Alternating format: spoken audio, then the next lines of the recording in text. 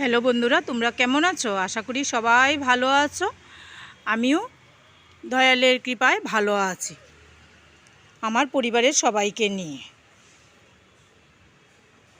আমার বড়োদেরকে প্রণাম, ছোটোদেরকে অনেক অনেক ভালোবাসা জানিয়ে ভিডিও শুরু করছি। চলো এখন রান্নায় যাই। হ্যালো বন্ধুরা, আজকে আমি তোমাদেরকে পেঁপের শাক করে দেখাবো। তার জন্য পেঁপে কেটে বিচি ফেলে ধুয়ে পরিষ্কার করে নিয়েছি। এখন গ্রেটারের সাহায্যে গ্রেট করে নেব। আর কি কি লাগবে আমি রান্নার সময় তোমাদেরকে সব দেখিয়ে দেব। পেঁপেগুলি গ্রেট করে নিয়েছি, দেখো কি সুন্দর হয়েছে গ্রেটটা। তোমরা এই রেসিপিকে কি বলো জানি না। আমার ঠাকুমা, আমার দিদি শাশুড়ি সবাই তারা এই রেসিপিটাকে পেঁপের শাক বলতো। আমরাও পেঁপের শাকই বলি। পেঁপেকে গ্রেট করে নিলাম,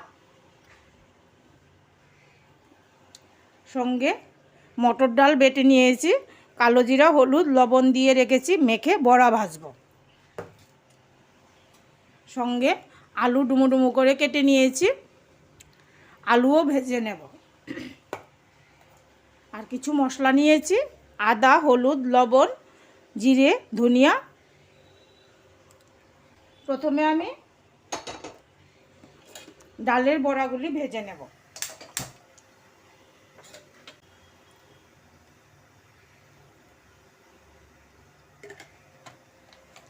বন্ধুরা, তেল গরম হয়ে গেছে। ডাল বাটাটা কালো জিরা, লবণ, হলুদ দিয়ে ভালোভাবে মিশিয়ে নিয়েছি। এখন ছোট ছোট করে বড়া ভেজে নেব।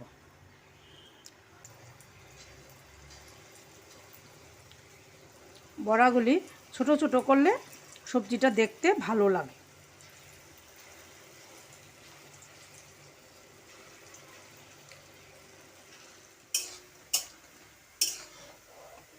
বড়াগুলি এখন তুলে নিচ্ছি।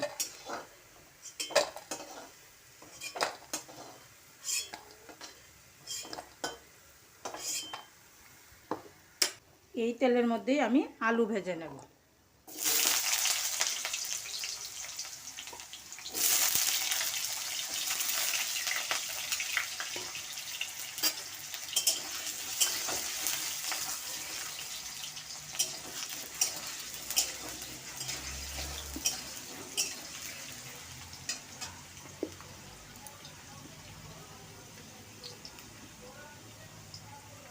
সামান্য লবণ দিয়ে দিলাম, সামান্য হলুদ দিয়ে দিলাম।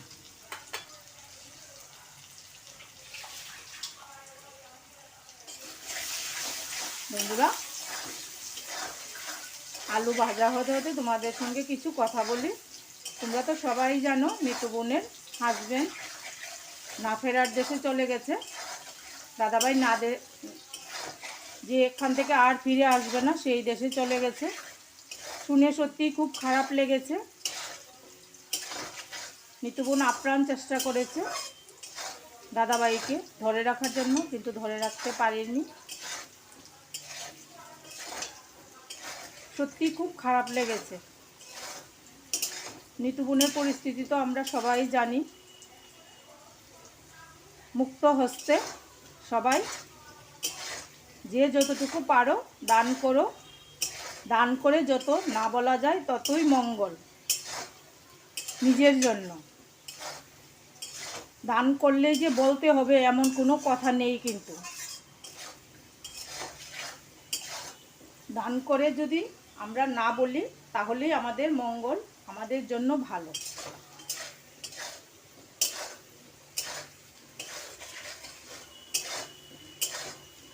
যার যা সামর্থ্য সেই বুঝেই কিছু দান করবে, তাহলে নিতু বোনের একটু উপকৃত হবে।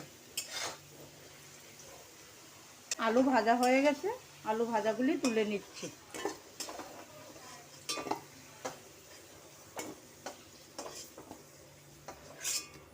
এই তেলের মধ্যে আমি 2টা শুকনো লঙ্কা, দারচিনি, এলাচ, তেজপাতা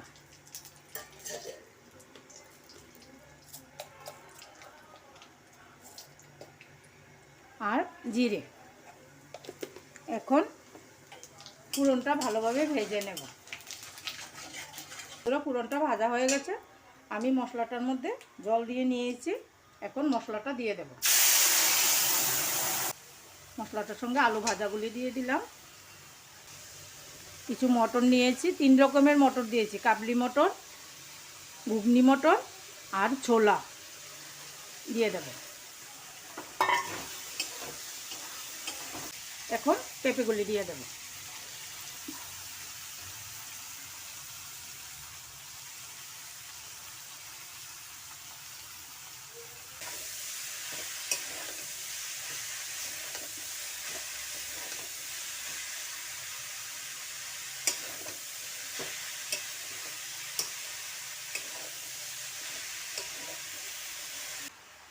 চুলার আঁচটা কমিয়ে এখন ঢাকনা দিয়ে রাখবো 5 মিনিট।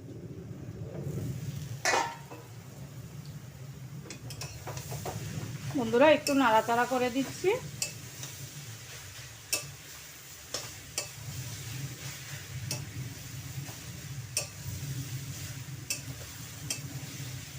দেখো পেঁপেটা ভাজা ভাজা হয়ে এসছে। এখন আমি গরম জল করে রেখেছি, গরম জল দিয়ে দেব।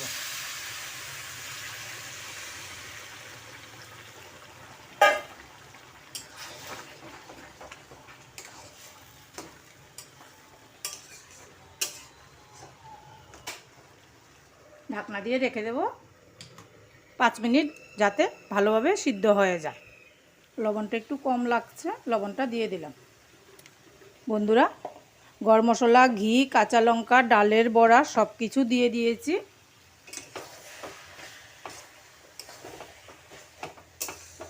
এবার ভালোভাবে মিশিয়ে নিলে তৈরি হয়ে যাবে পেঁপের শাক।